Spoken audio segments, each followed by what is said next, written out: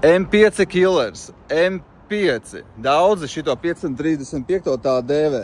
Par viņu vislabāk mums izstāstīs auto eksperts, Patbors žurnālists un Peregons Kārlis. Tātad, BMW 535. Zini kā, es gan gribētu bišķi oponēt tev par tiem 5 killeru. Es drīzāk redzu ķipa 550, jo 550 tomēr ir bišķi tāds bet es iepušu mēmāko ZDX failu iekšā un skrienās ar visiem M5 un paskaties, kas ir ieradies. Sveicināti visiem, jā.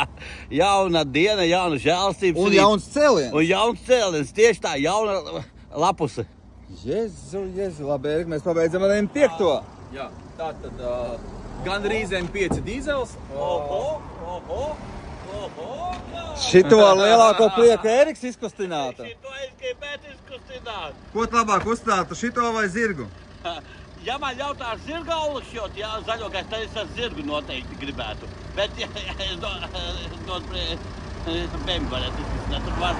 Jā, bet labāk tu gribētu tu zirgu izkustināt vai lai zirgs tevi izkustina? Ne, ka zirgs man izkustina. Jezu, tā arī cerēju šitādu atbildi. Labi, turpina pa F10. F10, 535, M-paciņā. Tas viss sīkums, bet zinu, ko es pirmo reizi redzēju, kad sporta sēdekļi ar ventilāciju. Jā, tieši to es gribēju pieminēt, jā. Bet tas ir no dabas radīts jau? Viņam tā opcija pastāv. Kāpēc tad sūtot jaunu M5 tādas opcijas nebija?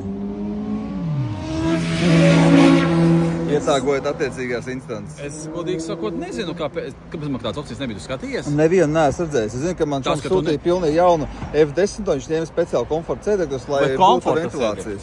Jā, jo sporta beņķi nepiedāvājās. Skaidrs, ka M5 bija savādāk sporta sēdekļi nekā šitie ir. Varbūt tikai dēļ konfigurācijas savādāk. Šitiem sporta beņķim, jā, viņam ir opcija iespējams. Pirmo reizi viņš ir elektriski, redz, viņš ir vienkārši, viņš ir sporta beņķis ar elektrisko atmiņu funkciju klāt. Nu labi, sporta beņķiem ir elektrova. Basicā jau nav, basicā jau viņš ir mehāniskais. Nu, praktiski visiem jau ir. Jā, bet standartā viņš ir mehāniskais. Jā, bet pirmo reizi redzu ventilāciju sporta sēdekļos. Ierakst komentārā, bija kaut ko tādu redzējis? Ventilācija sporta sēdekļiem. Parasti tāda funkcija nāk komforta sēdekļos. Nu, lūk, jā, tā tad ir.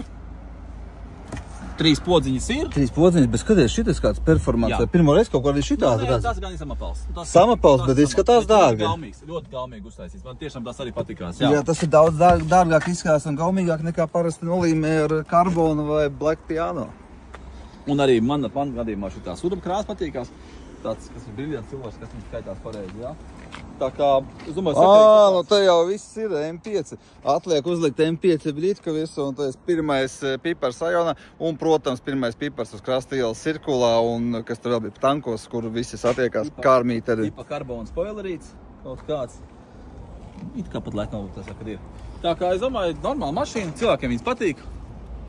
Jā, un cena būs TikTok skatītājiem, YouTube skatītājiem, Instagram skatītājiem, Telegram lietotājiem 11 500 eiro. Tā kā nepaliek garām iespēja iegādāties šitādu mēmāku aparātu.